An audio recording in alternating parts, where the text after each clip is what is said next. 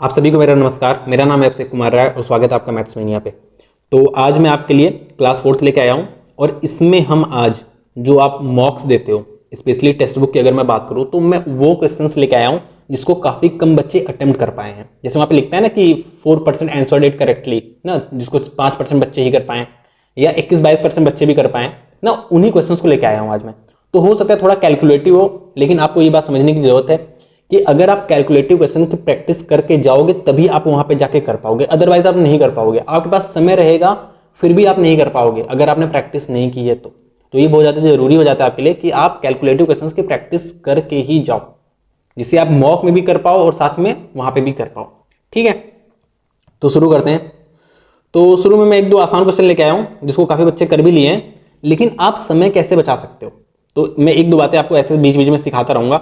जैसे आप देखो, अगर ध्यान से देखो तो ये जो क्वेश्चन है इसको एवरेज बच्चों ने 1 मिनट 3 सेकंड में किया और टॉपर ने इसको 1 मिनट 2 सेकंड में किया है और मैंने इसको 17 सेकंड में किया है। तो मैंने 17 सेकंड में क्यों कर दिया? तो आपको अगर याद होगा, जब मैं आपको कंपाउंड इंटरेस्ट और सिंपल इंटरेस्ट पढ़ा रहा था ना, तो उसमें मैंने बीच में एक जगह ऐसा बताया था कि अगर अगर आपकी जो रेट है वो 10% से कम है, तो जब आप सिंपल इंटरेस्ट और कंपाउंड इंटरेस्ट निकालते हो ना, तो उसमें बहुत ही कम फर्क होता है, बहुत ही थोड़ा सा फर्क होता है सर।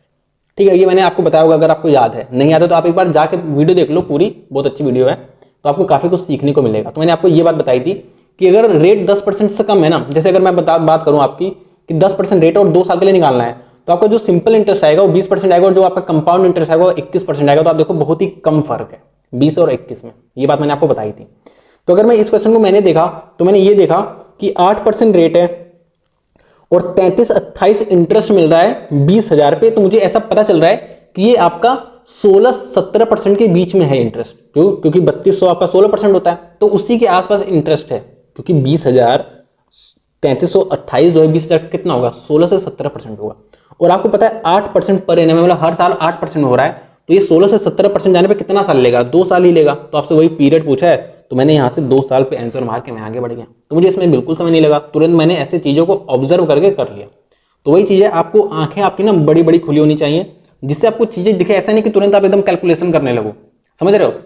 और मैं आपको रीजनिंग बता दूं कि अगर आप रीजनिंग दे रहे हो, रीजनिंग में जैसे अगर आप 15-20 मिनट या 15-16 मिनट ले रहे हो तो चलो ठीक है, लेकिन कोशिश करो कि उसको 12 मिनट 11-12 मिनट पे लेते हो ना। और ऐसा तभी होगा जब आप पेन कम उठाओगे और आंखों से ज्यादा देखोगे चीजों को। तो ये चीज है। ठीक है, अगला क्वेश्चन देखते हैं। अभी मैथ की बात करते हैं। देखो, अब इस क्वेश्चन की भी बात करूं तो देखो यहाँ पे एवरेज बच्चों ने 1 मिनट 7 सेकंड लिया और मैंने इसको 8 सेकंड में कर दिया। तो मैंने ऐसा 8 सेकंड में इसको क्यों कर दिया तो मैं आपको बता रहा हूं।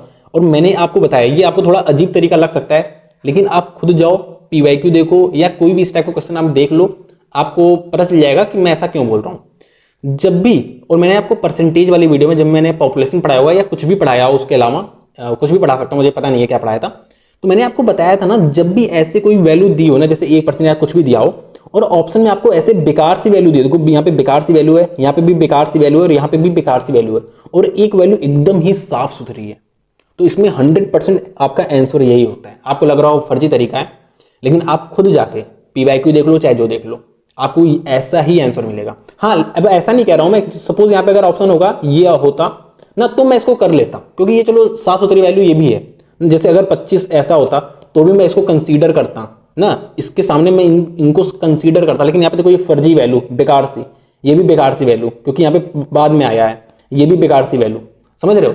तो ये चीज ये होगा। और जब भी क्वेश्चन बनाया जाता है ना, तो एक अच्छी वैल्यू लेके ही बनाया जाता है। जैसे यहाँ पे कह रहा है कि सपोज कुछ पॉपुलेशन होगी जो कि एक्चुअल में यही पॉपुलेशन है शुरू में, और 1-1% आपका घट रहा है डिकेड में, तो वही 30 साल बाद, मतलब आपका हर 10 साल बाद 1% घट जा रहा है, तो ऐसे 3 बार, मतलब 30 साल बाद आपका कितना परसेंटेज घट जाएगा। तो ऑब्वियस है शुरू में कोई हम अच्छी वैल्यू लिए होंगे तब हमारा ये आंसर आया होगा। तो शुरू में अच्छी वैल्यू तो यही लेंगे भाई, ये फालतू की वैल्यू लेकर थोड़ी ना हम क्वेश्चन डिजाइन किए होंगे। तो ये चीज है, तो यही इसका लॉजिक है। ये 100% क्वेश्चन में आपका लागू होता है, ऐसा नहीं कि आपका कहीं गलत हो जाए, नहीं होगा कहीं पे भी ना। बाकी आप खुद वही चीज मैंने बताया ना, आप खुद जाके देख लो चीजें, आपको चीजें एकदम क्लियर हो जाएगी। ठीक है, तो अब क्वेश्चन करते हैं बढ़िया बढ़िया। ये तो मैं दो आपको बता दिया कि, और ऐसे बीच बीच में आपको चीजें जो मुझे दिखती रहेंगी ना, मैं आपको बताता रहूंगा। ठीक है, कि कैसे आप चीजों को थोड़ा फास्ट कर सको।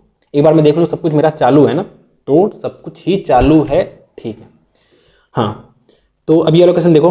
Cost price of an article is इतना ऑफ द मार्क प्राइस, मतलब मार्क प्राइस का अगर मार्क प्राइस 100 है तो ये 42.85% है। If the article is sold at a discount of 100 rupees, ठीक है, उसको 100% का छूट, 100 रुपए का छूट दे रहे हैं, तो जो प्रॉफिट मिल रहा है वो 50% मिल रहा है। If the selling price of the article is इतना, तो मुझे एक्स की इसकी वैल्यू बतानी है, ठीक है। तो ये देखो ये वैल्यू जो है ना थोड़ी सी अजीब है, तो हम देखेंगे क्या कोई फ्रैक्शन बन रहा है। तो आपको पता है कि 1/7 की जो वैल्यू होती है वो आपकी 14 सही 2/7% होती है, और 14 तिहाई होता है 42, तो पूरी चांसेस है कि ये उसी का होगा। और आपको पता है 2/7 का जब 3 टाइम्स करोगे तो 6/7 हो जाएगा, जो आपको दिख रहा है पास है। तो आपको ये बात समझ में आ गई कि ये जो वैल्यू है ना 1/7 की वैल्यू है, ठीक है, 3/7 की है, क्योंकि 1/7 का तो 14.26 ऐसे होता है कुछ, ठीक है। तो 3/7 की वैल्यू, मतलब कि जो सीपी है और एमपी है इसका जो रेशियो है ये 3 है और ये आपका 7 है, ठीक है। यहाँ पे 100 माइनस किया है, तो जब भी ऐसे कोई नंबर माइनस करते हैं ना तो इसको x मान लिया करो, वो आपके लिए ज्यादा बेटर रहेगा, ठीक है। अब क्या कह रहा है, इसको मैंने 50% प्रॉफिट पे बेचा है, मतलब इसको मैंने कितने पे बेचा है, इसको इंटू 3/2 पे बेचा होगा तभी 50% मिला होगा, मतलब 9x/2 पे मैंने बेचा है इसको। और आपको पता है 100 रुपए का डिस्काउंट भी दिया है, मतलब जो सेलिंग प्राइस होगा वो 7x - 100 होगा, ये भी तो सेलिंग प्राइस है, तो ये दोनों इक्वल हो जाएगा। तो यहां से जो आपको दिख रहा है 9x को उधर भेज दो तो आपका 7 दूनी 14, और ये 14 में से 9 चला जाए तो आपका कितना बच जाएगा 5x/2, 5x/2 इक्वल्स टू 100। तो यहां से जो आपकी x की वैल्यू आ जाएगी वो आपकी 40 आ जाएगी, ठीक है, x की वैल्यू आपकी 40 आ गई। अच्छा ये मैंने इस x की माना, ये x नहीं, ये बात आप बिल्कुल ध्यान देना ना, ये मुझे कुछ और वैल्यू मान लेनी चाहिए थी, तो ये वाला x नहीं है, बस इतना समझ लो, ठीक है। तो ये x की वैल्यू आ गई, और हमसे कह रहा है जो सेलिंग प्राइस है वो इतना है। अच्छा सेलिंग प्राइस कितना है, अगर x की वैल्यू 40 है तो सेलिंग प्राइस ये है, तो 280 माइनस 100 तो आपका कितना होगा 180 आपका सेलिंग प्राइस है, और यहाँ पे सेलिंग प्राइस की वैल्यू दी है 5.625x। तो यहां से आप इसको ऐसे कर दो, ठीक है। तो इसको मैं काट दूं, 25 से काट देता हूं, चलो 25 दूना 50, 25 दूना 50, और कितना बच जाएगा 12 बच जाएगा, तो 5 6, तो मैंने 25 से काटा ना, ठीक है। तो 25 से इसको भी काट दो, फिर इसको 25 से काट दो 9 बार कटा, तो फिर इसको 25 से काट दो 4 बार कटा, ठीक है। फिर आप देखो इसको 2 से काट दो, तो आपका ये x की वैल्यू आपकी 32 आ गई। तो ये x की वैल्यू, ये वाली x की वैल्यू जो यहाँ पे x लिखा है ना इसकी वैल्यू, ये बात ध्यान देना, ठीक है। तो अब इसको x यहाँ पे डाल दो, तो हमसे 32 की 3/5 पूछा, तो आपको पता है 2 की पावर 5 होता है, 32 2 की पावर 5, तो 5 से 5 चला जाएगा तो 2 की पावर 3, तो आपका 8 करेक्ट आंसर हो जाएगा। उम्मीद है आपको क्लियर होगा, ठीक है। अगला क्वेश्चन देखते हैं। देखो अनिल इन्वेस्टेड ₹x, और आप वीडियो को पॉज करके क्वेश्चन आप खुद से पढ़ लो ना, जिससे आपको चीजें बहुत मतलब ज्यादा बेटर समझ में आए, जो मैं हर बार बोलता हूं तो आपके फायदे के लिए ही बोलता हूं, ठीक है। तो Anil invested x rupees in a simple interest scheme at a rate of R% per annum for 4 years, and after 4 years the interest received is 32% of the sum invested. इसका मतलब ये है कि x रुपए को ये R% के रेट पे 4 साल के लिए लगाता है, तो इसको 32% का प्रॉफिट होता है। तो आपको भी पता है 4 साल के लिए लगाया है, 32% का प्रॉफिट हो रहा है, तो आपको पता है ये रेट 8% हो जाएगा, तभी तो 8 चौक 32 हुआ है, तो वही 32% तो मुझे यहाँ पे भी कह रहा है। तो 4 साल के लिए 8% रेट से ही तो 32 होगा, तो मुझे R की वैल्यू 8 पता चल गई है यहाँ पे, मुझे कोई भी दिक्कत नहीं है इस बात में।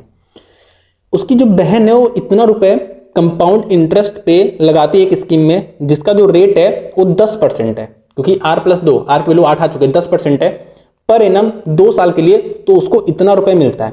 तो आपको भी पता है उसने जैसे इतना रुपए लगाया ना, इतना रुपए, तो x + 7500 लगाया है, तो उसको मैं p मान लेता हूं कि उसने p रुपए लगाया है, और आपको पता है 10% का कंपाउंड इंटरेस्ट है, तो आपको पता है 1 साल बाद पैसा इतना हो जाएगा और 2 साल बाद आपका अमाउंट इतना हो जाएगा, और आपको यही अमाउंट दिया है 54450। तो आप काट दो, आपका 4 से 44 है, यहाँ पे आपका 100 मतलब 104 हो गया, तो ये 950, फिर 11 से काट दो तो 450, तो आपका यहाँ से 45 2 0 और, ठीक है। तो आपका ये आ गया प्रिंसिपल, ये इसकी बहन ने पैसा डाला था, और आपको पता है इसकी बहन ने x + 7500 डाला था, और इसके भाई ने x डाला था अनिल ने, तो हमें x निकालना, तो ये जो वैल्यू है ये x + 7500 की है, तो इसमें से अगर 7500 घटा दो तो पहले आप 5000 घटा दो तो 40000 आ जाएगा, फिर आप 2500 घटा दो तो 37500 हो जाएगा, तो आपका ये वाला ये आपकी x की वैल्यू आ जाएगी जो अनिल ने इन्वेस्ट किया था, ठीक है। तो आसान सा क्वेश्चन था। आपको वही क्वेश्चन को बहुत ही पेशेंस के साथ पढ़ना है। अगर यही क्वेश्चन ना आपके सामने ऐसे आ जाता अचानक से, तो आप शायद थोड़ा सा इसको घबरा सकते थे। और आप देख रहे हो 26% बच्चों ने क्या, मतलब 3/4 बच्चों ने इसको छोड़ दिया। अगर ऊपर वाले क्वेश्चन की बात करूं तो ये भी बहुत ज्यादा टफ नहीं था। आप देख रहे हो हमने बिल्कुल बेसिक से किया और इसको सिर्फ 4% बच्चे ही सही किए हैं। तो ये आदत आपको डालनी पड़ेगी कि भाई क्वेश्चन को पढ़ना ध्यान से है, जो हमसे कह रहे हैं हमने वही लिखना है। आप देखोगे मैंने अभी तक कोई फालतू फार्मूला तो बताया नहीं यहाँ पे, या कोई एक्स्ट्रा बात बता दी हो। जो हमने पढ़ा है हमने उसी से कर रहे हैं इसको। ठीक है, एक बार मैं देख लूँ सब चालों ने बताने के बाद, डर लग रहा है मुझे। ठीक है, तो देखते हैं। From a cube having an edge of p centimetre, cubes of having an edge of p by k are remove. मतलब देखो एक क्यूब है बड़ा सा जिसकी साइड p है, और यहाँ पे हम छोटे छोटे क्यूब निकाल ले रहे हैं सारे कॉर्नर से। मतलब जो भी क्यूब है उसके सारे कॉर्नर से हम छोटा छोटा क्यूब निकाल ले रहे हैं जिसका जो डायमेंशन है वो p बाई k, जो साइड p बाई k है। तो क्या कह रहा है, then the original cube loses 12.5% of its value. मतलब आपको पता है 12.5% जो होता है वो 1/8 होता है। मतलब 8 अगर वॉल्यूम है तो 8 का एक हिस्सा वो खो देता है। तो आपको पता है ये एक हिस्सा क्यों खोया, क्योंकि जो छोटे छोटे क्यूब निकल गए वही तो निकल गए, तो वही हिस्सा खो दिया। इसका मतलब आपको ये समझना है कि जो मैंने छोटे छोटे क्यूब निकाले हैं और जो बड़ा वाला क्यूब था, बड़ा वाले जो क्यूब था उसकी वैल्यू 8 थी, और जो छोटे छोटे मैंने क्यूब निकाल लिए उसकी वैल्यू 1 है। ये तो हुआ ना, मतलब उसके वॉल्यूम की वैल्यू, तभी तो 1/8 कम हो गया ना वॉल्यूम। ठीक है, तो एक काम करते हैं, मुझे पता है 8 कॉर्नर्स होते हैं क्यूब में, तो 8 छोटे छोटे क्यूब निकलेंगे। तो 8 छोटे छोटे क्यूब निकलेंगे और हर एक क्यूब की साइड p बाई k है, तो आपको पता है p cube by k cube इनका वॉल्यूम हो जाएगा। 8 छोटे छोटे क्यूब का जो वॉल्यूम है वो इतना हो चुका है। जो बड़ा वाला क्यूब था उसका वॉल्यूम ऑब्वियस है इतना होगा, और आपको पता है बड़े वाले क्यूब का जो वॉल्यूम था 8 है, और ये जो छोटे छोटे निकल गए उनका 1 है, क्योंकि आपको पता है ना इतना ये खो दे रहा है। 12.5% मतलब 1/8 हिस्सा ये लूज कर दे रहा है। लूज क्यों कर रहा है, क्योंकि हमने छोटे छोटे क्यूब निकाल दिए, तो जो छोटे छोटे क्यूब निकाले हैं वही तो 1/8 होगा, तभी तो भाई। तो इसका जो वॉल्यूम हो गया 1 हो गया, जो मैंने 8 छोटे छोटे क्यूब निकाले हैं। ठीक है, तो यहां से आपको दिख रहा होगा p क्यूब से p क्यूब चला गया, और k क्यूब की जो वैल्यू है आपकी 64 आ गई है, तो k की वैल्यू आपकी यहां से आपको साफ साफ दिख रहा है 4 आ गई है। आसान सा क्वेश्चन था, ये भी बहुत ही आसान सा क्वेश्चन था। ठीक है, तो हमें जो कहा है हमें वही लिखना है बस, और हमें कुछ भी ज्यादा नहीं करना है। ठीक है, अब देखो, a man who is 2.4 kilometre away from a car start running further away from a car at a speed of 2 metre per second and the car takes 75 seconds to catch up to him. मतलब उसको पकड़ लेता है 75 second बाद। ठीक है, तो हमें एक बात तो पता है, इसको हम मीटर में चेंज कर लेते हैं। तो मुझे एक बात तो पता है 2400 मीटर दूरी है और 75 सेकेंड बाद इसको पकड़ ले रहा है, और आपको पता है ये आपका सेम डायरेक्शन में होगा। क्यों, क्योंकि आपको पता है ना ये कार से दूर भाग रहा है। ऑब्वियस है, अगर कार के पास भागता तो ऐसे मिलते हैं, लेकिन कार से दूर भाग रहा है और कार ऐसे पकड़ रही है ना, तो ऑब्वियस है यहाँ पे सेम डायरेक्शन है। तो यहां से जो मैंने किया, मैंने क्या किया, मैंने डिस्टेंस अपॉन टाइम किया, तो हमें यहाँ पे रिलेटिव स्पीड मिल जाएगी। तो इसको एक बार काट देते हैं 25 से, तो आपको यहाँ से 32, ठीक है, 32 मीटर पर सेकेंड ये रिलेटिव स्पीड है। रिलेटिव स्पीड क्या होता है, उन दोनों की स्पीड का डिफरेंस। ठीक है, तो आपको पता है ये दोनों की स्पीड का डिफरेंस है, तो ऑब्वियस है जो इसकी स्पीड अगर 2 है तो उसकी 34 होगी, ये आपकी कार की स्पीड होगी। देखो ये कार की स्पीड है, नहीं समझ में तो आप देखो ना, कार की स्पीड 34 होगी और उस बंदे की स्पीड 2 होगी, तभी तो हमारी रिलेटिव स्पीड 32 आएगी। अदरवाइज आप ऐसे भी देख सकते हो ना, जो चलो बता दे रहा हूँ, वैसे बताना नहीं चाहता मुझे, मैं बता दे रहा हूँ वैसे कि स्पीड का डिफरेंस मतलब कार की स्पीड माइनस उस बंदे की स्पीड, जो मैन है उसकी स्पीड का जो डिफरेंस है वही तो रिलेटिव स्पीड होता है, जो आपका 32 आ रहा है। इसकी स्पीड 2 दी है तो उधर जाएगा तो 34 आ जाएगा। तो मेरे ख्याल से आप समझ चुके हो अब। ठीक है, तो यहां से मेरा 34 मीटर पर सेकेंड कार की स्पीड आ गई। इतनी बात क्लियर है। अब हमसे क्या कह रहा है, a train would take 15 seconds to cross the same man if he was running away from the train, वही same case same direction, at 2 metre per second and it would take 16 seconds to cross a 60 metre long platform. यहाँ पे 2 case दिया है, एक तो यहां से यहां तक दिया है, और दूसरा मुझे अगर दूसरे पेन से दिखाऊं तो यहां से यहां तक एक नया केस दिया, तो मुझे यहाँ पे दोनों केस का यूज करके कुछ ना कुछ निकालना पड़ेगा। तो एक बार निकाल लेते हैं। देखो क्या कह रहा है, a train would take 15 second, 15 second ले रहा है उस आदमी को क्रॉस करने में। आपको पता है जब वो आदमी को क्रॉस कर रहा है तो सिंपली अपनी लेंथ को क्रॉस कर रहा है, जो भी उस ट्रेन की लेंथ है, सपोज एल मान लेता हूं, उसको क्रॉस करेगा कितने सेकंड में, 15 सेकंड में क्रॉस करा। तो इनका अब यहाँ पे क्या करोगे, L upon relative speed equal to 15 second. तो रिलेटिव स्पीड क्या होगा आपको पता है, सेम डायरेक्शन में यहाँ पे आप माइनस करोगे, सेम डायरेक्शन है तो माइनस करते हो। तो स्पीड ऑफ ट्रेन को एस मान लेता हूं मैं, स्पीड ऑफ ट्रेन को मैं एस मान लेता हूं, और उस बंदे की स्पीड 2 है, तो यहां से आपकी ये एक इक्वेशन बन जा रही है। ठीक है, दो अननोन है यहाँ पे, आप देखो यहाँ पे ये एस है, इसको ध्यान से मैं अच्छे से लिख दूं जिससे हमें पता रहे कि ये एस है। अब हम दूसरी बात क्या कह रहा है, it would take 16 seconds to cross a 60 metre long platform. और जब वो 60 मीटर लॉन्ग प्लेटफॉर्म को क्रॉस करा तो आपको पता है वो अपनी लेंथ क्रॉस करेगा और उस 60 मीटर लॉन्ग प्लेटफॉर्म को क्रॉस करेगा, मतलब 60 प्लस एल को क्रॉस करेगा और अपनी स्पीड से क्रॉस करेगा। यहाँ पे वो अकेला ही तो है और कोई तो है नहीं, तो अपनी स्पीड से क्रॉस करेगा, एस से क्रॉस करेगा और उसको अब 16 सेकेंड लग रहा है। तो आप एक काम करो ना, यहां से आप किसी भी एक चीज की वैल्यू निकाल लो, क्योंकि आपको दोनों ही चीज की जरूरत पड़ेगी। क्यों, देखो अब मुझसे पूछ कह रहा है find the time taking by the car to completely overtake the train. ठीक है, मतलब अब कार को कितना समय लगेगा ट्रेन को ओवरटेक करने में, तो ऑब्वियस है यहाँ पे जब वो कार को ओवरटेक करेगा तो बेसिकली वो अपनी लेंथ को ही ओवरटेक करेगा। क्यों, क्योंकि यहाँ पे हम कार की जो लेंथ है उसको हम इग्नोर कर देंगे क्योंकि वो बहुत कम होगी ट्रेन के सामने। तो बेसिकली वो अपनी ही लेंथ को मतलब क्रॉस करेगा और स्पीड होगी भाई, रिलेटिव स्पीड होगी यहाँ पे, तो स्पीड का भी काम है और ट्रेन की लेंथ का भी काम है, तो मुझे दोनों ही निकालना पड़ेगा यहाँ से। तो एक बार देख लेते हैं। तो मैं क्या कर रहा हूं ना, मैं पहले L की वैल्यू इक्वल कर देता हूं, दोनों साइड L की वैल्यू को कंपेयर कर देता हूं। तो यहां से ऊपर पहली वाली जो इक्वेशन है इससे L की जो वैल्यू आ रही है वो मेरी 15s माइनस 30 आ रही है। और अगर मैं यहां पे L की बात करूं तो यहां से जो L की वैल्यू आ रही है वो 16s माइनस 60 आ रही है। तो यहां से मेरी जो S की वैल्यू आ जाएगी वो 30 आ जाएगी। तो मतलब ये स्पीड ऑफ ट्रेन है, स्पीड ऑफ ट्रेन मुझे 30 आ गई है। अब ये वैल्यू मैं कहीं पे भी पुट कर दूं तो मेरा यहां से आ जाएगा, चलो मैं यहीं पे ये वैल्यू पुट कर दे रहा हूं S की, तो आपको ये 2 plus L by 30 equals to 16 दिख रहा है। तो यहां से आपका जो L की वैल्यू है वो आपकी कितनी आ जा रही है, 14 इंटू 30, 14 तिहाई 400, तो ये आपका L आ गया, ये आपकी ट्रेन की लेंथ आ गई 420। ठीक है, अब हमसे देखो क्या पूछ रहा है।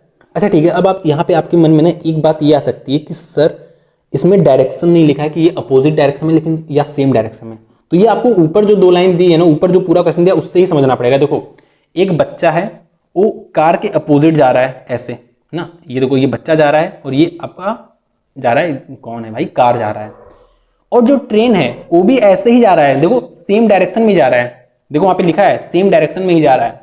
ठीक है, क्योंकि वो जो बच्चा है ना वो ट्रेन से भी दूर भाग रहा है और वो कार से भी दूर भाग रहा है। ये बात ध्यान दो, वो ट्रेन से भी दूर भाग रहा है और कार से भी दूर भाग रहा है। ये तभी होगा जब कार और ट्रेन की दोनों की डायरेक्शन सेम होगी। अदरवाइज जैसे अगर यहाँ पे आप सोचो यहाँ पे कार है और ये ऐसे भाग रहा है और ट्रेन अगर ऐसे आती इस तरफ से तो आपको दिख रहा है ना यहाँ पे ट्रेन के पास भागेगा, लेकिन जो बच्चा है वो ट्रेन से अवे भाग रहा है। तो ये तभी पॉसिबल है जब ट्रेन और कार की डायरेक्शन सेम होगी। तो ये बात आपको समझ में आ गई ना। ठीक है, ठीक है, तो अब टोटल 420 डिस्टेंस हमें करनी है ट्रेवल, और हमारे पास जो स्पीड है आपको पता है इसकी स्पीड कितनी है, इसकी स्पीड ये ट्रेन की स्पीड है और ये कार की स्पीड है। तो जो डिफरेंस आ रहा है, क्योंकि सेम डायरेक्शन में डिफरेंस लेंगे तो 4 आ रहा है, तो बस कर दो। तो यहां से आपका कितना आ गया, 105 सेकेंड आपको लग जाएगा। ठीक है, टाइम। ठीक है, तो वही चीजें पेशेंस के साथ करना है तो आपसे क्वेश्चन बहुत ही आसानी से हो जाएगा। ठीक है, ठीक है, देखो अब देखो Varun and Vijay invested 2500 and 3250 into a business and after x and 12 minus x month they invested इतना और इतना ज्यादा रुपए और मिला दिया उन्होंने respectively. At the end of इसको इतना रुपए मिला और टोटल इतना रुपए था। तो हमसे पूछा है कि x की वैल्यू क्या होगी। तो एक बात तो है भाई, ये एक साल बाद अपना पैसा जो भी देख रहे हैं, एक साल बाद देख रहे हैं ना, तो एक बात है जो 2500 रुपए मिलाया गया और ये 3250 रुपए जो मिलाया गया ये आपका 12 महीने के लिए तो मिलाया ही गया है। तो 2500 रुपए जो मिलाया गया है, यहाँ पे जो 3250 रुपए मिलाया गया है ये तो आपका 12 महीने के लिए मिलाया ही गया है।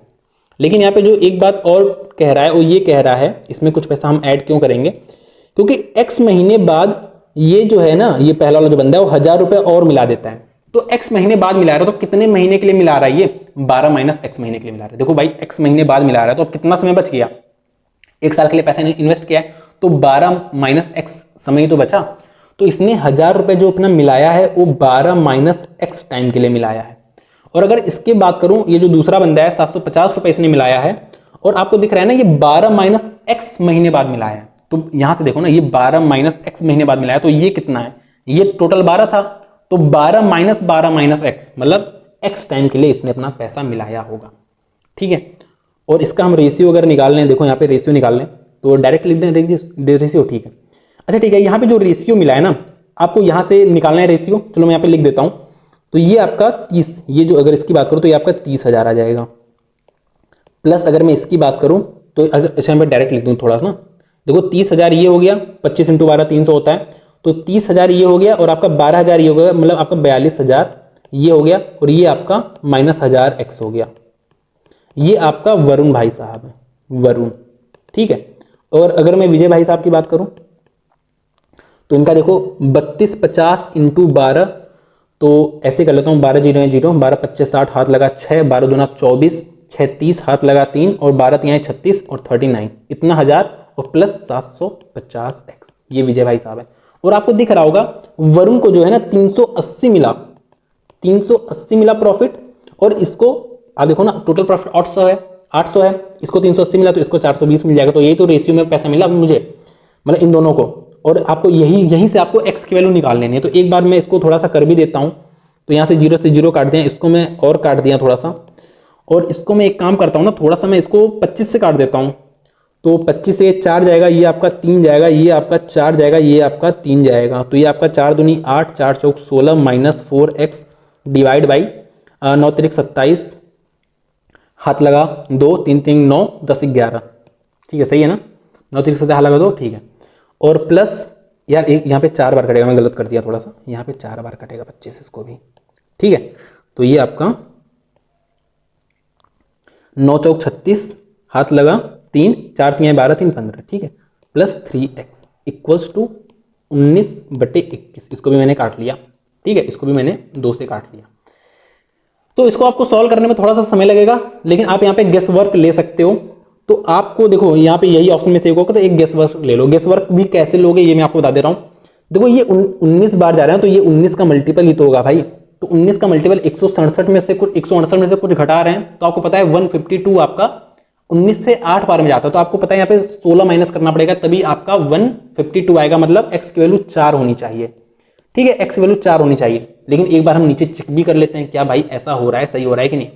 तो ऊपर तो आपका आ गया 152, ठीक है, जिसको आप 8 से काटोगे तो आपका 19 आ जाएगा। तो नीचे आपका अगर मैं रख दूं तो आपका ये 12 हो जाएगा, तो आपका ये 8 6 1 हो जाएगा, और इसको आप किससे काटोगे, 8 से काटोगे तो आपका 21 आ जाएगा, मतलब सही है, 4 वैल्यू सही है। तो आप 4 यहाँ पे मार के आगे बढ़ जाओगे, ठीक है, ठीक है। अगला क्वेश्चन देखो, देखो a cylinder is filled with water of radius इतना एंड हाइट इतना। और मुझे पता है क्वेश्चन थोड़े से कैलकुलेटिव हो रहे हैं, लेकिन आपको आदत डालनी पड़ेगी, तभी आप कर पाओगे, अदरवाइज नहीं कर पाओगे। देखो यहाँ पे 21% बच्चे किए हैं ना, ठीक, तो इन्हीं का सिलेक्शन भी होने वाला है। ऐसे यहाँ पे 20% किए हैं, तो सिलेक्शन इन्हीं का, तो आपको भी इसमें आना पड़ेगा, ये बात जान लो, ठीक है। तो देखो a cylinder is filled with water of इतना एंड इतना, हाइट इतनी है। अगर 10 स्फेयर को क्या करते हैं, जिसकी रेडियस x है उसको हम डाल देते हैं, तो हमारा जो वॉल्यूम हो जाता है, क्या लिखा है, हमारा जो उसमें पानी बचता है वो इतना ही बचता है, ठीक है। ऑब्वियस है, जब उसमें आप स्फेयर डालोगे तो कुछ पानी बाहर गिर जाएगा, ठीक है। और अच्छा कितना पानी बाहर गिरेगा, जितना उस स्फेयर्स का जो जितने भी स्फेयर्स हैं 10 स्फेयर हैं उनका जो वॉल्यूम रहेगा वही पानी बाहर गिरेगा। जैसे अगर यहाँ पे एक सिलेंडर है ना, देखो ये सिलेंडर है, तो ये पूरा लबालब भरा हुआ था, ठीक है। अब मैंने इसमें 10 थे ये डाल दिया, ठीक है, ऑब्वियस है कुछ पानी बाहर गिर जाएगा। ये जो पानी बाहर गिरा है ना, ये आपका ये जो आपका स्फेयर है ना, इन्हीं के वॉल्यूम के बराबर पानी गिरा होगा, ठीक है। तो अगर मैं आपसे पूछूं कि इसमें पानी कितना है, अगर मैं इसका वॉल्यूम पूछूं, तो आपको पता है इसका जो वॉल्यूम होगा, इसके पानी जो है पानी का वॉल्यूम होगा, प्लस जो इस स्फेयर का वॉल्यूम है, यही तो होगा इस पूरे सिलेंडर का वॉल्यूम, जो पानी का वॉल्यूम है, और जो बच गया पानी उसका वॉल्यूम है, साथ में जो स्फेयर्स है उन्हीं का वॉल्यूम है, तब आपका ये पूरा इस सिलेंडर का वॉल्यूम हो जाएगा। तो देखो हमसे वही चीज कह रहा है कि इसमें इतना पानी बच गया है, मतलब 20768 पानी बच गया है। साथ में आपको भी पता है जो स्फेयर है इसका वॉल्यूम, ठीक है, तो इसका वॉल्यूम क्या हो जाएगा 4/3 पाई, और पाई की वैल्यू आपको 3 दी है, ये बात आपको ध्यान देनी है वरना आप गड़बड़ा दोगे काम। पाई की जब वैल्यू दी है 3 तो आपको 3 लेके चलना है, तो ये हो गया। और साथ में आपके 10 स्फेयर थे, तो मैं यहाँ पे 10 चलो बाद में लिख दूंगा। r3, आपको r नहीं पता है, x पता है, r की वैल्यू x दी है, और ये 10 क्यूब थे। तो मैंने क्या किया, ध्यान से देखो, जो पानी बच गया है और जो स्फेयर मैंने डाला है 10 उसका वॉल्यूम, और ये किसके वॉल्यूम के बराबर होगा, उस टोटल कंटेनर के वॉल्यूम के बराबर होगा, जो कि मेरा पाई r स्क्वायर है, क्योंकि सिलेंडर है तो पाई की वैल्यू 3 है, r स्क्वायर मुझे 18 × 18 दिया है, और मुझे जो हाइट दी है वो मुझे 24 दी है। तो मैं इसको इरेज कर दे रहा हूं जिससे आपको हर चीज साफ साफ दिख जाए, ठीक है। तो pi R square H, pi R square H जो कि 24 दिया है। तो यहाँ से आपकी एक्स की वैल्यू बहुत ही ईजिली आ जाएगी। थोड़ा सा कैलकुलेशन है, लेकिन कैलकुलेशन आप खुद कर लेना, क्योंकि कैलकुलेशन के अलावा आपके पास कोई चारा नहीं है। ठीक है, इसको पहले 18, आपको पता है ये कितना हो जाएगा 324 को पहले 24 से मल्टीप्लाई करना, उसके बाद 3 से मल्टीप्लाई करना। ऐसा क्यों कर रहा हूँ, क्योंकि 324 को पहले 24 से मल्टीप्लाई कर लोगे तो जब 3 से मल्टीप्लाई करोगे तो कम करना पड़ेगा। क्यों? क्योंकि अगर आप 3 से मल्टीप्लाई करके फिर 24 से करोगे तो आपको 24 से बड़ी वैल्यू मल्टीप्लाई करनी, तो आपको थोड़ा फर्क, हल्का फुल्का फर्क आ जाता है कैलकुलेशन में, इसलिए बता रहा हूँ मैं। बाकी आप इसको सब्सट्रैक्ट कर देना, बस फिर आपको बिल्कुल बस आपको यही कैलकुलेशन है, उसके बाद आपको सब कुछ आसान दिखेगा। ठीक है, तो इसको करके आप आंसर मुझे बता देना कमेंट सेक्शन में कि क्या आ रहा है। और ऐसे वीडियो मत देखो भाई, कैलकुलेशन कर लो पहले, उसके बाद अगले क्वेश्चन पे आओ। समझ रहे हो? ठीक है, बात के लिए मत रखो कुछ भी। हाँ, तो हम कहाँ पे थे? देखो, a retailer prices his product. ये देखो बहुत ही अच्छा क्वेश्चन है, ये क्वेश्चन काफी अच्छा है। लेकिन देखो ये जितना क्वेश्चन देखने में ऐसे पढ़ने में लगेगा ना यार ये क्या हो रहा है, लेकिन जब आप इसको लिखोगे ना तो आपको सब कुछ एकदम सामने दिखने लगेगा कितना आसान क्वेश्चन है। जैसे मैं बताऊं, देखो एक रिटेलर है, हाँ, prices his product to earn 40% profit, उसको 40% प्रॉफिट कमाना है और वो 4% का डिस्काउंट दे रहा है, उसके बाद वो 40% प्रॉफिट कमा रहा है। मतलब क्या है? मतलब ये है कि उसका जो कॉस्ट प्राइस था वो 100 था, उसका जो सेलिंग प्राइस है वो 140 है। क्यों? क्योंकि 40% का प्रॉफिट कमा रहा है और इस 140 पे उसने 4A का डिस्काउंट दिया। तो आपको भी पता है जो मार्क प्राइस होगा, 4A का डिस्काउंट देने के बाद आपका जो सेलिंग प्राइस पड़ा है वो 140 पड़ा है। तो आपको पता है एमपी जो होगा वो आपका 140 जो है ये आपकी 100 माइनस 4A की वैल्यू है, तो एमपी आपकी इतने की वैल्यू होगी। मैंने आपको बताया है, जैसे मैं आपको यहाँ पे एक और एग्जांपल लेकर समझा दे रहा हूँ कि मैंने ऐसा क्यों लिखा। सपोज उसने 140 रुपए का सामान बेचा है और सपोज उसने आपका कितने पे बेचा है? 4% के डिस्काउंट पे बेचा। तो आपको एक बात पता है कि ये आपकी 96% की वैल्यू है। तो आपने क्या किया? 100 माइनस 4% डिस्काउंट पे बेचा है ना, तो ये 96% की वैल्यू है। तो आपने यही तो किया, यही तो किया। तो वही चीज तो मैंने यहाँ पे भी लिख दिया, 100 माइनस 4A इंटू 100, वही चीज लिखा है सेम टू सेम। तो यहाँ पे अगर जिसको थोड़ी सी कंफ्यूजन हो तो मैंने यहाँ पे आपको चीजें समझा दी। ठीक है, इतनी बात में आपको एकदम क्लियर है ना, कोई इसमें दिक्कत नहीं होनी चाहिए। अब मुझसे क्या कह रहा है, एक दिन क्या हुआ, उसने क्या किया ना, अपने ये जो यूजुअल डिस्काउंट है इसकी जगह उसने इतने का डिस्काउंट दे दिया। तो अब बताओ उसको प्रॉफिट कितना होगा? तो मतलब ये आपका एमपी है, इसी पे तो डिस्काउंट देगा, एमपी पे तो डिस्काउंट देगा। तो इस एमपी पे इसने क्या किया भाई साहब ने, इसने डिस्काउंट दे दिया कितने का? 3A माइनस 25 का। तो आपको पता है इसको क्या है, कैसे लिख देते हो? 100 माइनस 3A और प्लस 25, ये माइनस 25 हो जाएगा, डिवाइड बाई 100। तो यहाँ से आपको जो डायरेक्ट अगर मैं लिख दूं तो आपका सिंपली यहाँ पे क्या आ रहा है? 75 माइनस 3 है। ठीक है, तो 75 माइनस 3A डिवाइड बाई 100। तो आपका यहाँ से 100 से 100 दिख रहा है। ठीक है, अब आप ध्यान से देखो ना कि यहाँ से आप 3 कॉमन ले लो, यहाँ से भी 3 कॉमन निकाल लो और यहाँ से आप 4 कॉमन निकाल लो। तो आपका जो अंदर बच रहा है वो 25 माइनस A बच रहा है, यहाँ पे भी आपका अंदर 25 माइनस A बच रहा है। तो आपका सिंपली ये 140 इंटू 3/4 आ जाएगा और 25 माइनस A से 25 माइनस A चला जाएगा। तो आपका यहाँ से कितना जा रहा है? आपका ये यहाँ से 25 10 35 आ जा रहा है और यहाँ से आपका ये 105 आ जा रहा है। तो मतलब ये 100 का सामान अब 105 में बेच रहा है। तो आपको यहाँ पे पता है कि 5% का प्रॉफिट इसको हो रहा है। ठीक है, तो वही चीज है, आप हो सकता है इसको पढ़ के सोचते रहो कि इसको कैसे करेंगे, लेकिन जब आप पेन आप उठा लेते हो तो आपका क्वेश्चन आराम से हो जाता है। अगला क्वेश्चन देखते हैं। देखो अभी तक आधे ही क्वेश्चन हो पाए और समय हो गया है काफी। ठीक है, तो थोड़ा सा तेज चलते हैं। ठीक है, क्वेश्चन वैसे कैलकुलेटिव है, समझाना भी आपको। ठीक है, देखो, in a factory there are 4 workers, Divyanshu can do assigned work task in 25 days. जो दिव्यांशु है, दिव्यांशु जो अपना काम कर रहा है वो 25 दिन में करता है।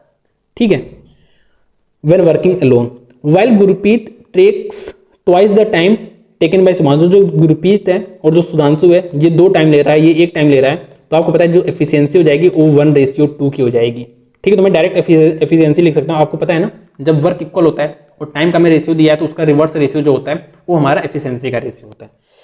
तो इनका जो रेशियो आया है वो मेरा 1:2 आया है ना। ठीक है, 1:2 आया है। अब मुझसे क्या कह रहा है, Shubhanshu is 50% more efficient then Manish. मतलब यहाँ पे शुभांशु और मनीष की बात हो रही है, तो इसको भी हम रेशियो में लिख देते हैं। तो यहाँ पे 50% मोर एफिशिएंट देन मनीष, मतलब ये 3 है तो ये 2 है। और आपको पता है जो वैकेंसी फिल है, मतलब जो आपकी यहाँ पे जगह खाली है उसको हम कैसे फिल कर देते हैं? जो मुझे इसके बगल में दिखता है, मतलब इसको यहाँ पे लिख दूंगा और इसको मैं यहाँ पे लिख दूंगा। ठीक है, तो आपका ये जो रेशियो आ गया है वो 3:6:4 आ गया है। ठीक है, इसको डायरेक्ट लिख दूं, डायरेक्ट लिख दे रहा हूं 3:6:4।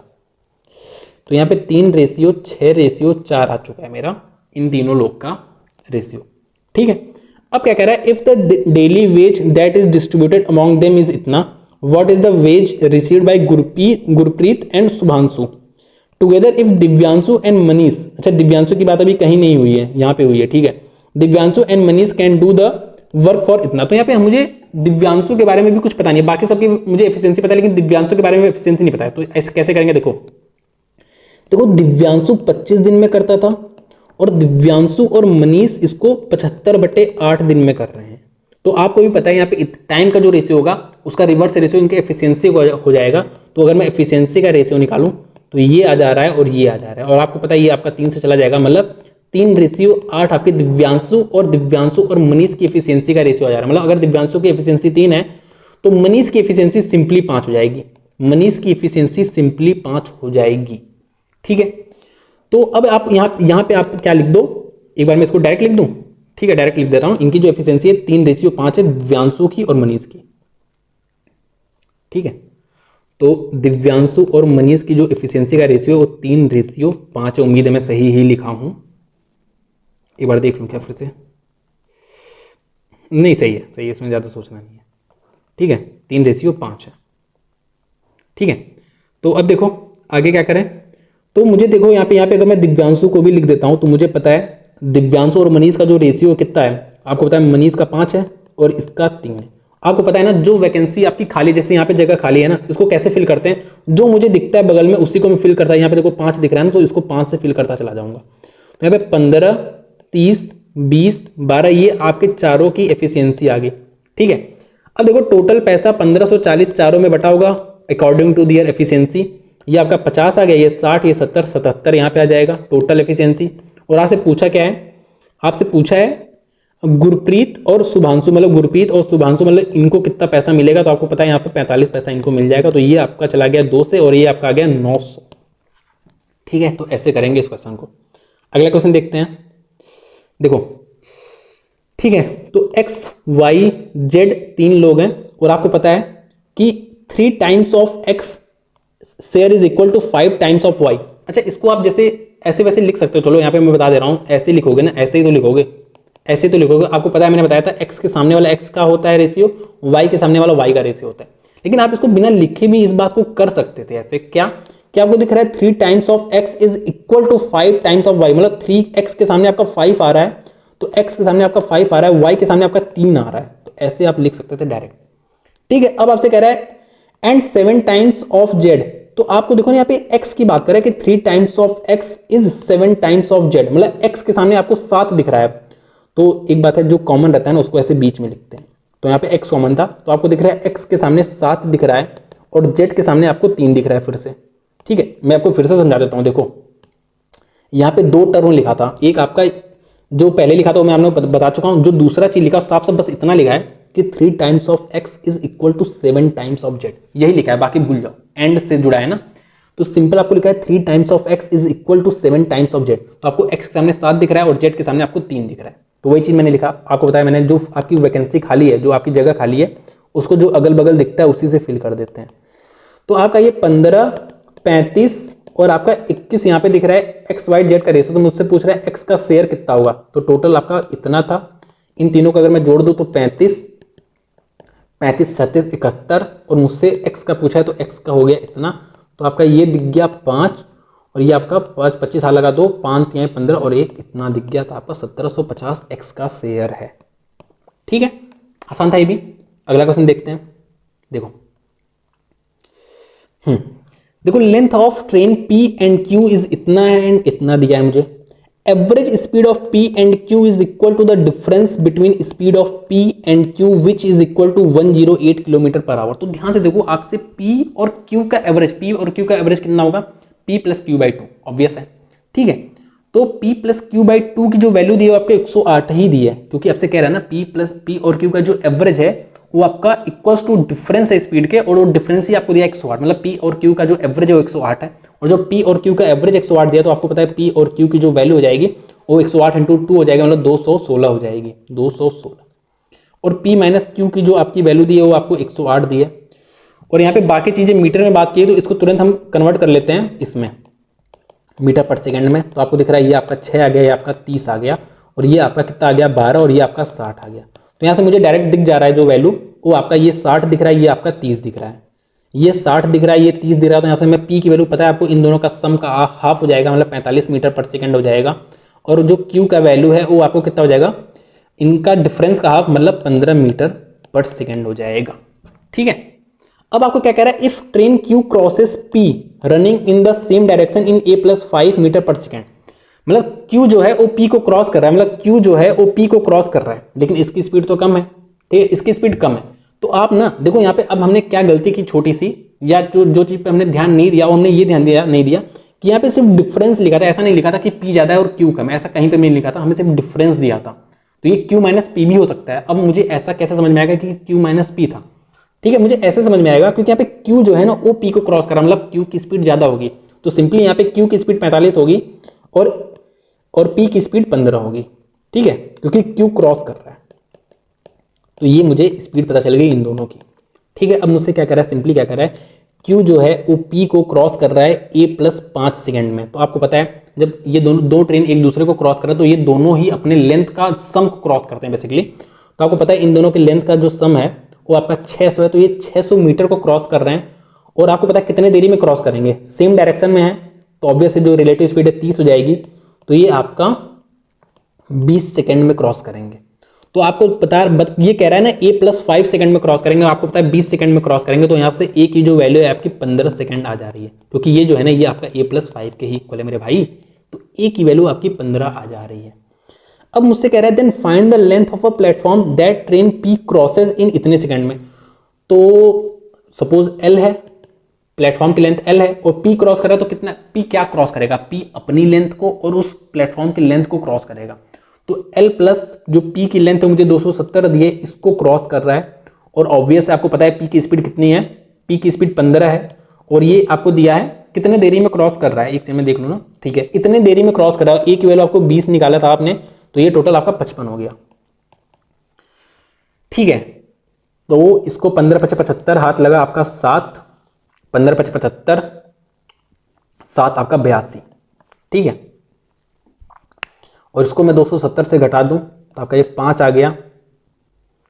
कुछ मैंने गलत कर दिया क्या, यहां से आपका कितना आ गया, 5 आ गया, यहां से आपका 5 आ गया, और यहां से आपका कितना आ गया 4 आ गया। तो आपका 455 करेक्ट आंसर हो जाएगा यहां पे इस केस में, ठीक है। तो मुझे उम्मीद है हर चीज हमने सही किया है, ठीक है, क्योंकि ए की वैल्यू 15 आई है, नहीं हमने थोड़ा सा गलत कर दिया मुझे लग रहा है, गलत कर दिया, क्योंकि यहाँ पे देखो ए की वैल्यू 15 आई है, जब इसमें 15 आप ऐड करोगे ना, 15 ए की वैल्यू मैंने 20 लिख दी, तो आप 15 ऐड करोगे तो 30 और 15 आपका कितना हो जा रहा है, आपका 30 40 50 हो जा रहा है ना, तो यहाँ पे आपका 50 आ जाएगा, ठीक है। और जब यहाँ पे आपका 50 आ गया तो ये आपका 15 25 750 आ जाएगा, और 750 आ गया, इसमें 270 घटा दोगे तो आपका ये 8 और ये आपका 480 आ जाएगा। तो आपका ये वाला आंसर सही आ जाएगा, ये गलत आ जाएगा, ठीक है।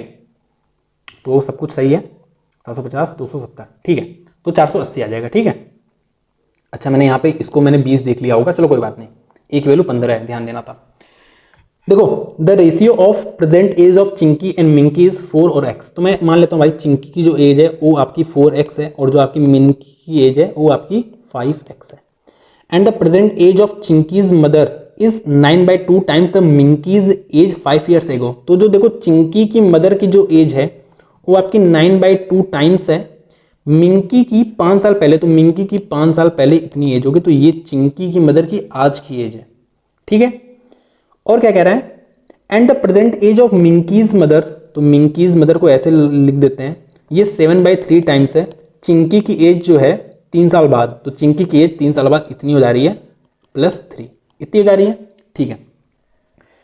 तो हमसे क्या कह रहा है कि if after 15 years the average age of Minki's mother and Chinki's mother is इतना 55 है, तो मुझे डिफरेंस बताओ, उनके प्रेजेंट एज की डिफरेंस बताना है मुझे।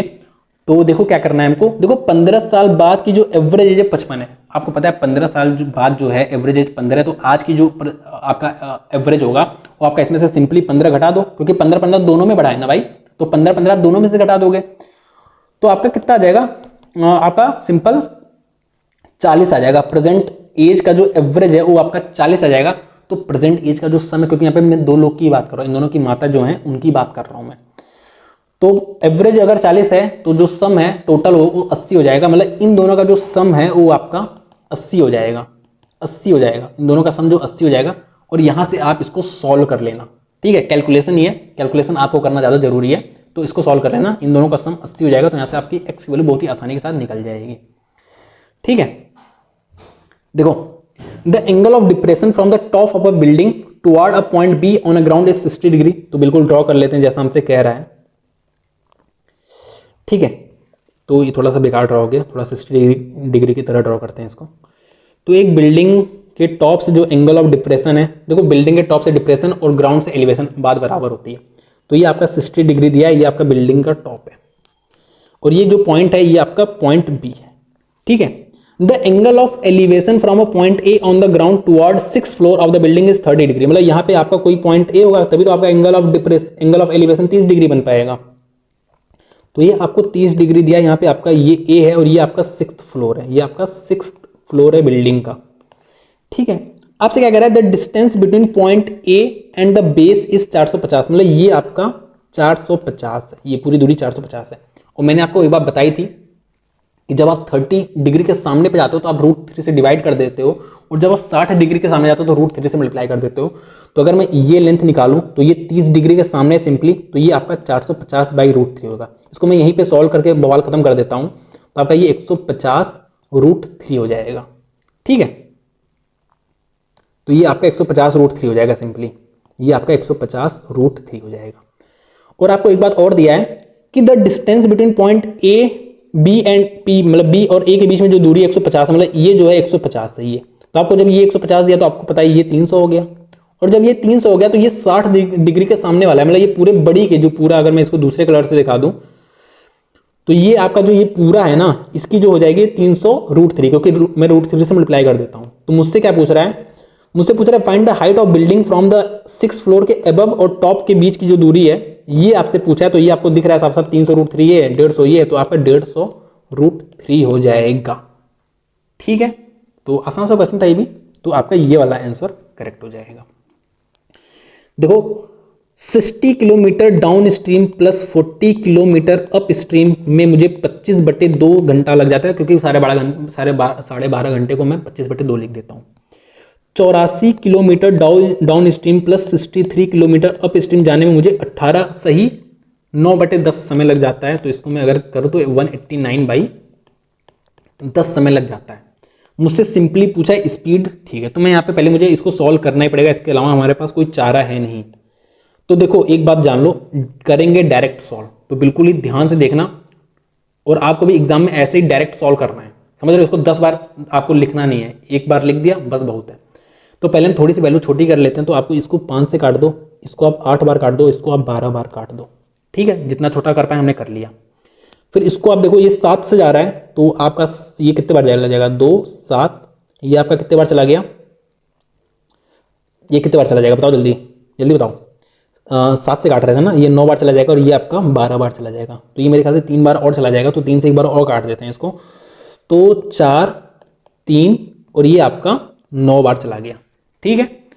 अब आपको कोई भी डी या आप यू में से कुछ भी एलिमिनेट कर सकते हो। तो आपको दिख रहा है यहाँ पे आपको ये 12 दिख रहा है, यहाँ पे आपको 4 दिख रहा है, तो इस पूरे क्वेश्चन को आप 3 से मल्टीप्लाई कर दो, ठीक है। इतनी बात कर दी है ना। अब देखो बिल्कुल ध्यान से देखना, आपको ऐसे ही करना है, घबराना नहीं है, ऐसे ही करना है। देखो आपको पता है अब ये वाला टर्म चला जाएगा, क्योंकि 4 3 12 हमने बराबर कर दिया, तो ये वाला टर्म बचेगा। ये टर्म कितना बचेगा, आपको यहाँ पे 8/u दिख रहा है, और यहाँ पे आपको 3 3 9/u दिख रहा है, मतलब आपको 1/u बचेगा। और आपको पता है निगेटिव आएगा, लेकिन निगेटिव फिर उधर भी आएगा, क्योंकि आपका ये स्पीड तो माइनस होगी नहीं, तो आपको साइन का टेंशन नहीं लेना है, ठीक है। अब यहाँ पे मुझे 9 3 27 दिख रहा है, यहाँ पे मुझे 5/2 दिख रहा है, लेकिन यहाँ पे 10 दिख रहा है। तो इसको भी आप एक काम करो ना, ऐसे कर लो जिससे आपका डिनोमिनेटर बराबर हो जाए। तो आपको 27/10 दिख रहा है, यहाँ पे आपको 25/10 दिख रहा है, मतलब ये आपका 2/10 दिख रहा है। तो आपका u की जो वैल्यू है वो आपकी कितनी आ गई, 5 आ गई है, u की वैल्यू 5 आ गई है। अब सिंपली आप क्या करो, इस वाले जो ओरिजिनल इक्वेशन था उसमें डाल दो। ओरिजिनल इक्वेशन मतलब क्या, 60/d plus 40/u equals to 25/2। Direct डालूंगा, ध्यान से देखना। तो जब मैं यहाँ पे 5 डाल दूंगा तो ये आपका 8 आ जाएगा, और 8 आपका 25/2 में से आपको 8 घटा देना है, तो आपका ये कितना आ जाएगा 16 चला जाएगा। तो 4 9/2 इसको डायरेक्ट मैं लिख दूं 4.5 आ जा रहा है इधर, और यहाँ पे आपका 60/d दिख रहा है, मतलब 60/d इक्वल्स टू आपका 4.5 आ जा रहा है, जिसको अगर मैं यहाँ से ऐसे काट दूं तो किससे काट दें इसको हम, चलो ऐसे लिख देते हैं, देखते हैं कितना कट जाता है, इसको काटना तो पड़ेगा। 3/40, तो 40/3 आ जा रहा है, तो यहाँ से आपकी कितनी वैल्यू आ जा रही है, 3.33, ये आपकी डाउन स्ट्रीम की वैल्यू आ जा रही है, और ये आपकी अप स्ट्रीम की वैल्यू कितनी आ गई थी, 5 आ गई थी। आपसे क्या पूछ रहा है, स्पीड ऑफ अ बोट, तो आपको पता है मिड पॉइंट होता है, तो आपको यहाँ से दिख रहा है, ये आपका अगर जोड़ के हाफ कर दो, एवरेज कह लो या मिड पॉइंट कह लो, कुछ भी कह लो, तो 5, 13, 13, 5, 18.33।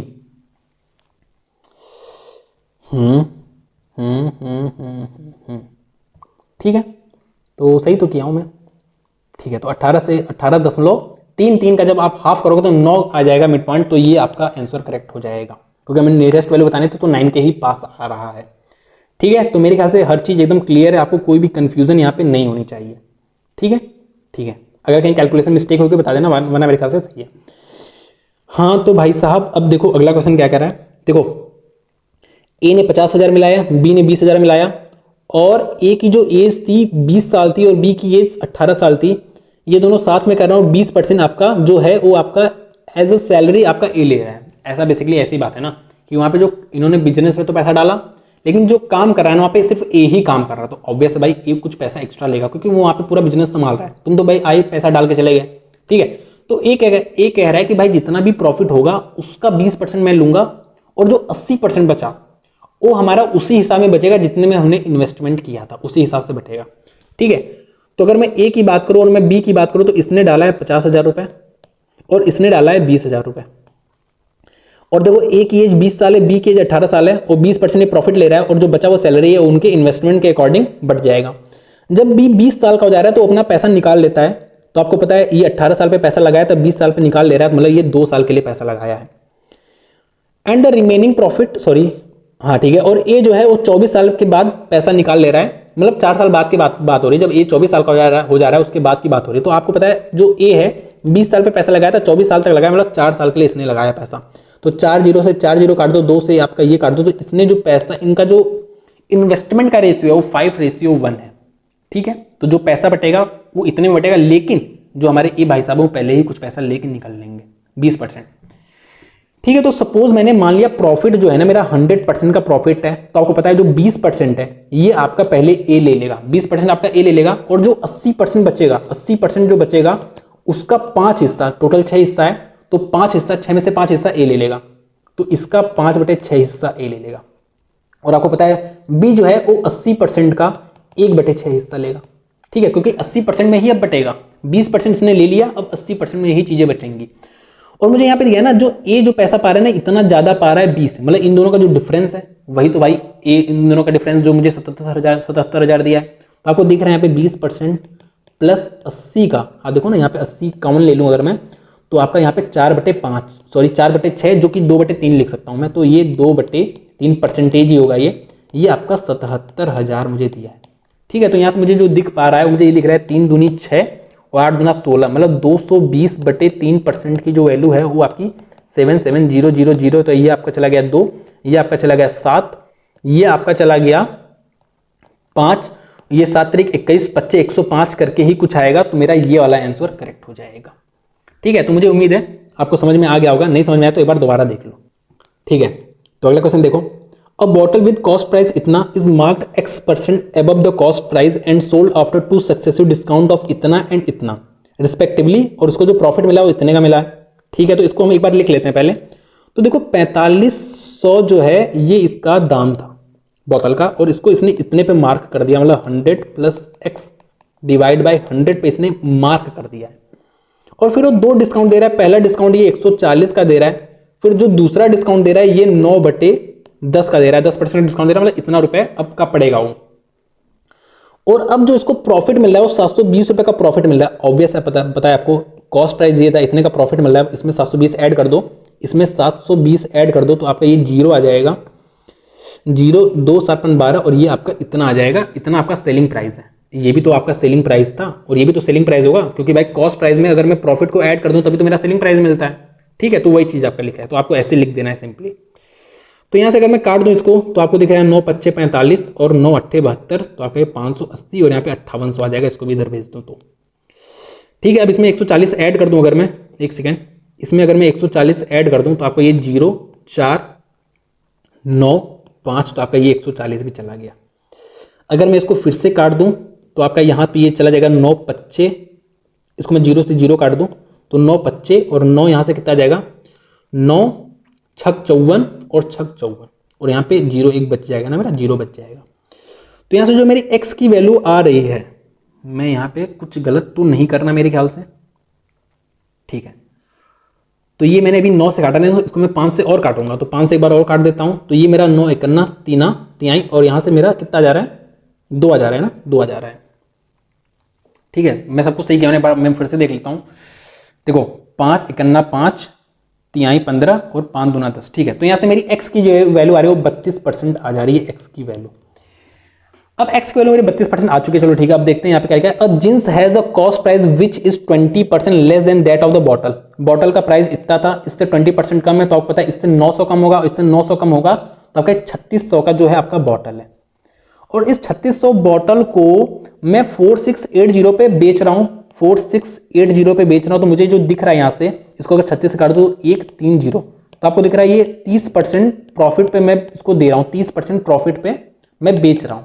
और आपको दिख रहा है जो प्रॉफिट है ना, इसको इतने का प्रॉफिट मिलता है। तो x की वैल्यू आपको कितनी दी है 32 दी है, और आपको पता है माइनस के, और ये जो वैल्यू है 30% तो मैंने निकाला, तो यहाँ से आपको k की वैल्यू दिख रही है 2 आ जा रही है, तो यहाँ से आपकी k की वैल्यू 2 आ जाएगी, ठीक है।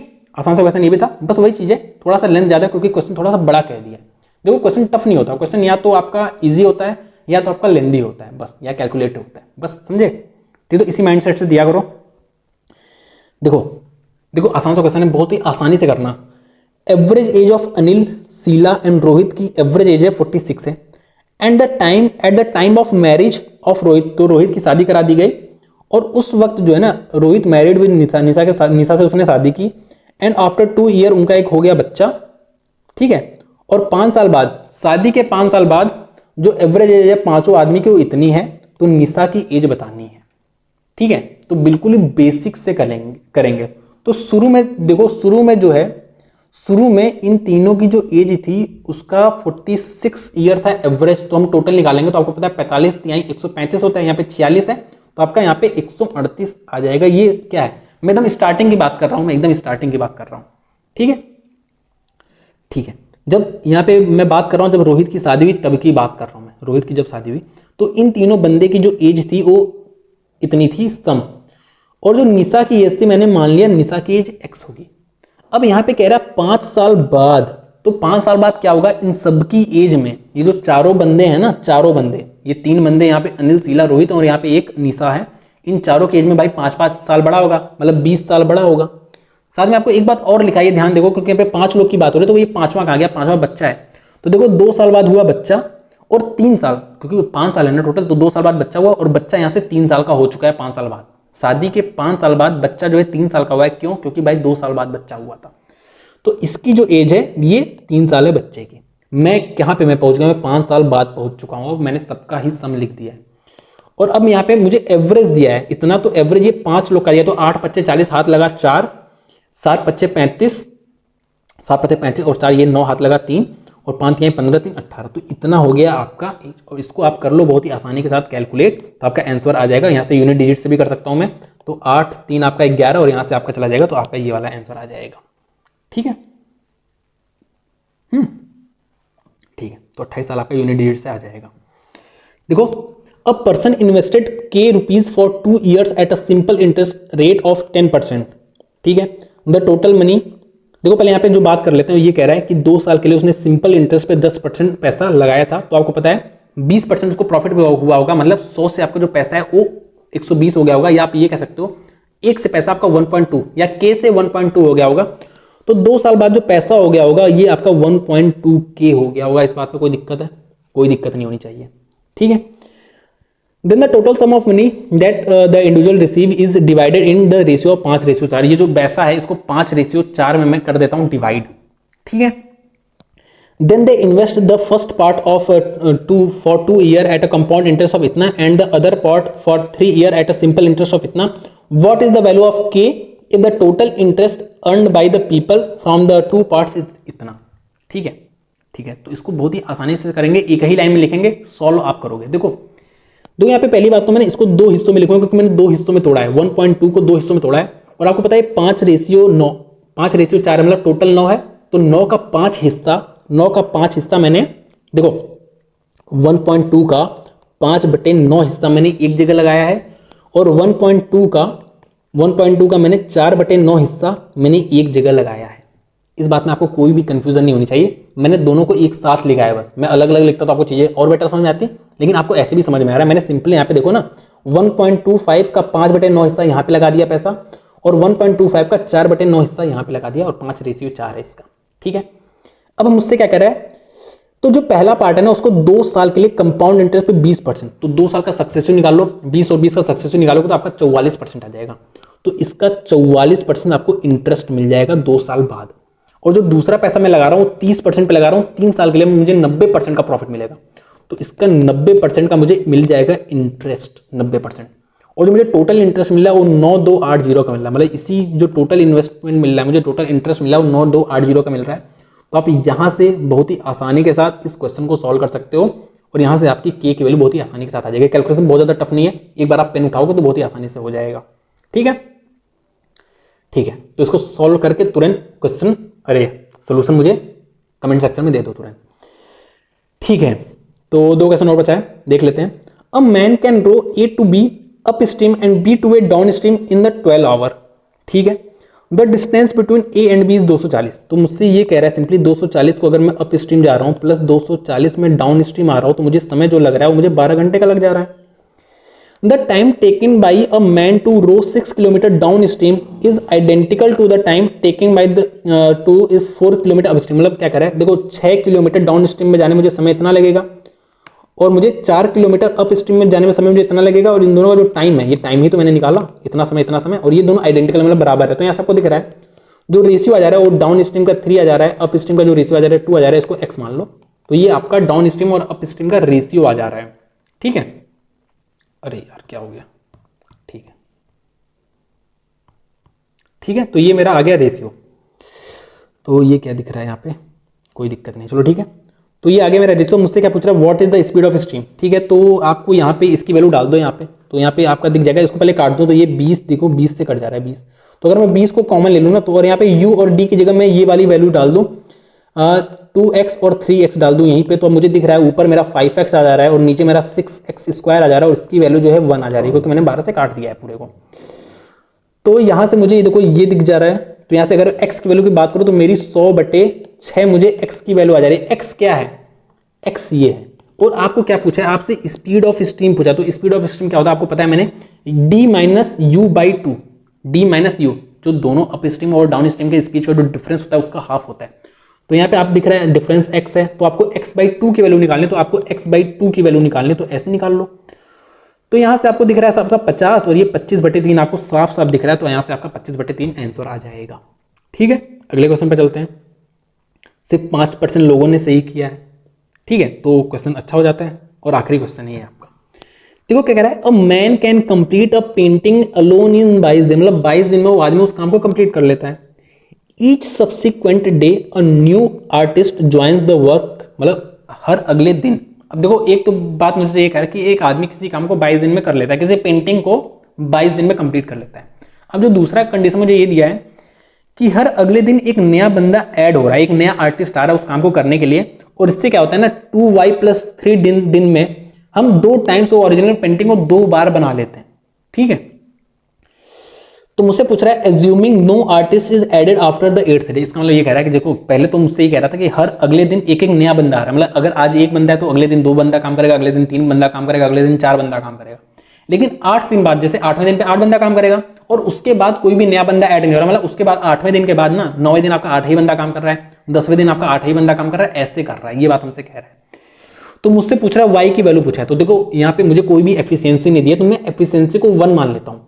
तो अगर इस एक आदमी की एफिशिएंसी 1 है और ये 22 दिन तक काम कर रहा है, तो ये टोटल वर्क डन जो कर रहा है वो 22 वर्क डन कर रहा है। इतनी बात आपको क्लियर है कि नहीं, एकदम क्लियर होनी चाहिए, इसमें कोई भी शक नहीं होना चाहिए। ठीक है, तो यहाँ पे टोटल वर्क डन 22 है।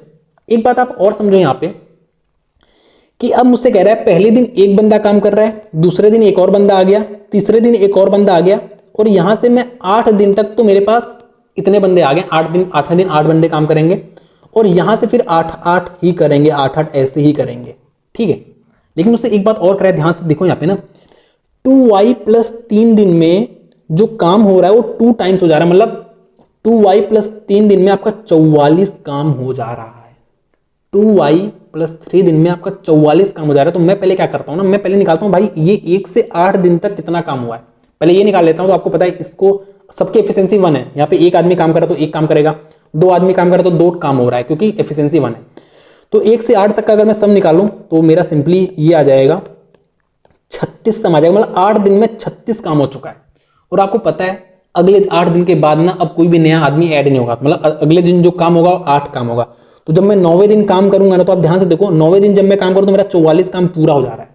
9वें दिन मेरा 44 काम पूरा हो जा रहा है, और आपसे यही कहा था कि 2y प्लस 3 दिन में आपका इतना काम हो जा रहा है, मतलब आपका 9 दिन में ये 2y प्लस 3 आपका 9 दिन ही तो आया है। तो यहां से आप y की वैल्यू बहुत ही आसानी के साथ निकाल सकते हो, जो कि आपकी 3 आ जाएगी। तो आपका ये वाला आंसर करेक्ट हो जाएगा। आसान सा क्वेश्चन था, लेकिन आपको समझने की देरी थी बस।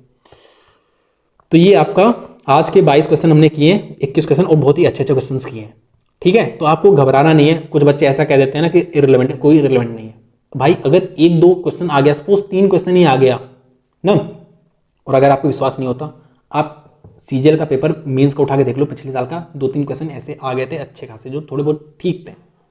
अगर आप सीआरपीएफ एचसीएम का क्वेश्चन देखो ना, तो बहुत ही अच्छे अच्छे क्वेश्चन आए उसमें। आप एक बार सॉल्व कर लो सीआरपीएफ एचसीएम का क्वेश्चन, पूरा पिछले साल का 2023 का, काफी अच्छे अच्छे क्वेश्चन आए हैं। 2023 का जो शुरू में हुआ था ना, एकदम जैन के आसपास, उसकी बात कर रहा हूँ, मुझे पता नहीं एकदम एग्जैक्टली, लेकिन समझ जाओ बस।